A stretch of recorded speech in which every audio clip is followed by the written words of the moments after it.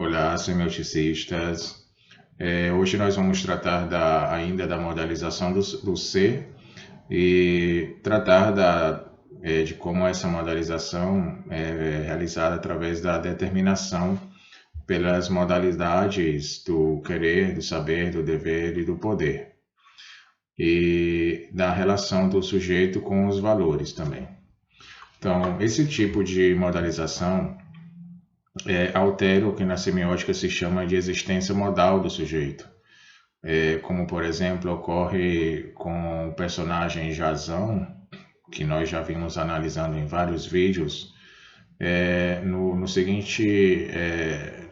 fragmento citado do texto Gota d'Água.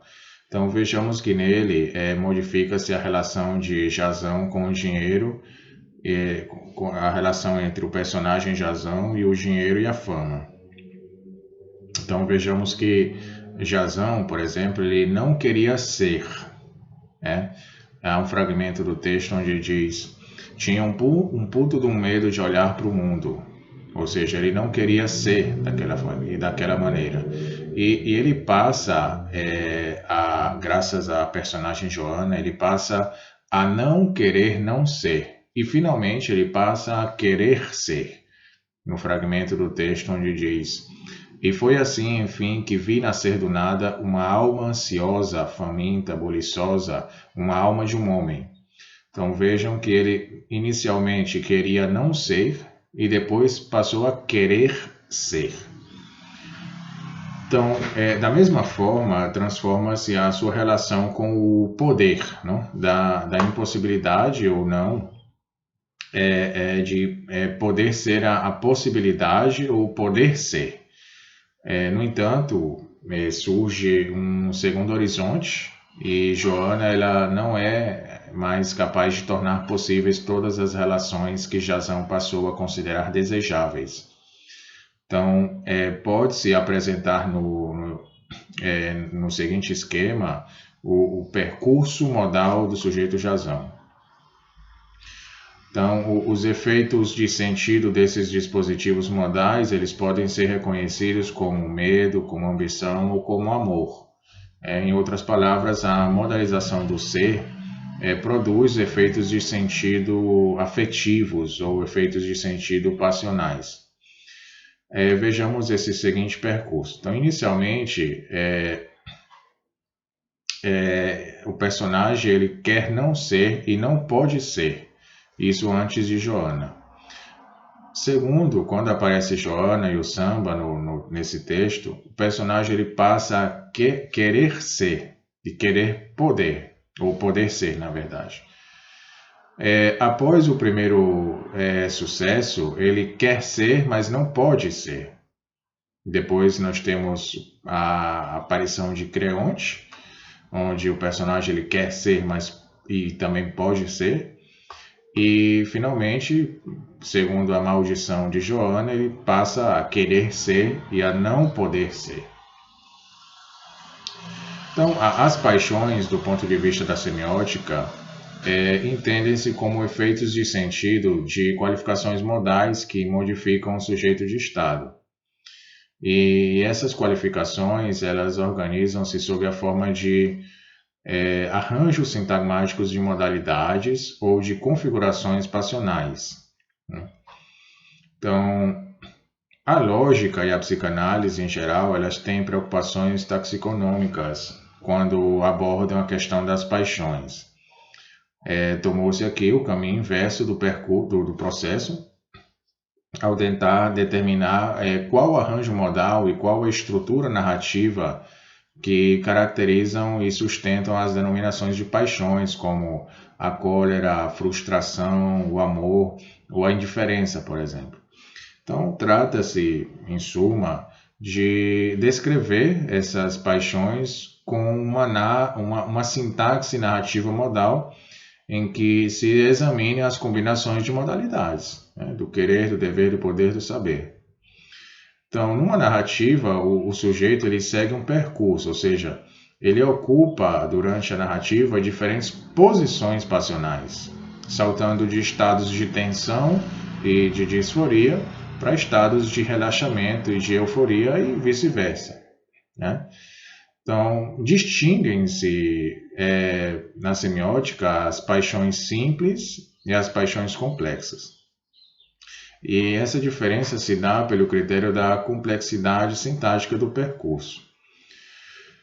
Então, as paixões simples, elas resultam de um único arranjo modal, que modifica a relação entre o sujeito e o objeto-valor.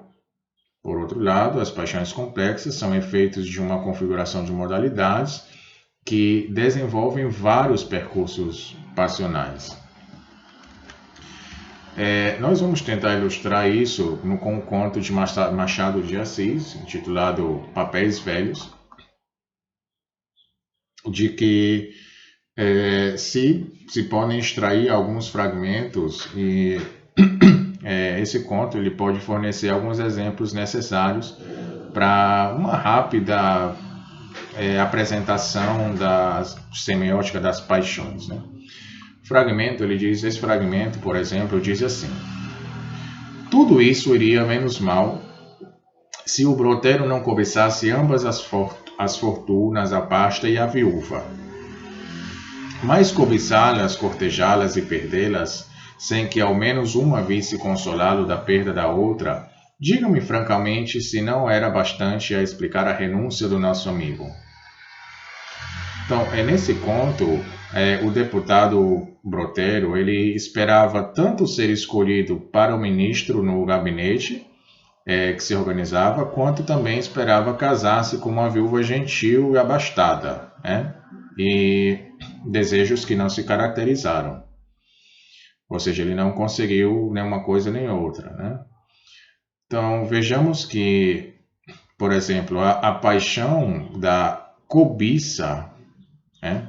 Ou da ambição, ou do anseio, é uma paixão simples. Ela pode ser resumida através do arranjo modal querer ser. Ou seja, o querer ser qualifica a relação do sujeito com os objetos ministério e viúva, fazendo-a desejável. Ou seja, Brotero ele desejava, ele cobiçava esses objetos de valor. Ele queria ser esses objetos de valor. Então, não é necessário retomar nenhum percurso narrativo modal anterior para a compreensão do efeito passional da cobiça, certo? Por outro lado, as paixões, por exemplo, como a frustração e a decepção, são diferentes. Então, acontece diferentemente com as paixões da frustração e da decepção de Brotero, e para as quais parece precisar de consolo. Então, para se entender a frustração e a decepção, devem-se prever estados passionais anteriores e transformações que desemboquem nas situações de frustração e decepção. Ou seja, em outras palavras, só o sujeito que, primeiro, ambicionar um objeto-valor e que acreditar poder obter tal objeto-valor, somente esse sujeito é que pode sofrer uma frustração, se não conseguir.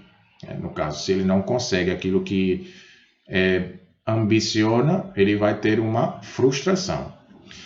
Por outro lado, só o sujeito que esperar de outro a realização de suas aspirações é que pode ficar decepcionado se essas aspirações não se concretizarem. Então vejam que há, portanto, um percurso passional marcado por determinações modais que produz o efeito passional em exame. Então as questões as paixões, melhor dito, da frustração e da decepção são paixões complexas, né? Então, as paixões simples, elas decorrem, como já foi dito, da modalização pelo querer ser. Então, há paixões em que o sujeito quer o objeto-valor, no caso da cobiça, ou no caso da ambição, ou no desejo. Há outras que o sujeito não quer o objeto de valor. Então, vejam como a repulsa, o medo, a aversão. Outras, ainda que ele deseja não ter né? Certos valores, como no desprendimento, na generosidade, na liberalidade. E, finalmente, existem aquelas em que o sujeito ele não quer deixar de ter, né? Não quer deixar de ter, como a avareza ou a sovinice. Então, as paixões simples, e já para finalizar e deixar claro, as paixões simples elas se diferenciam pela intensidade do querer e pelo tipo de valor desejado. Então, o desejo de valores cognitivos caracteriza, por exemplo, a curiosidade ou querer saber.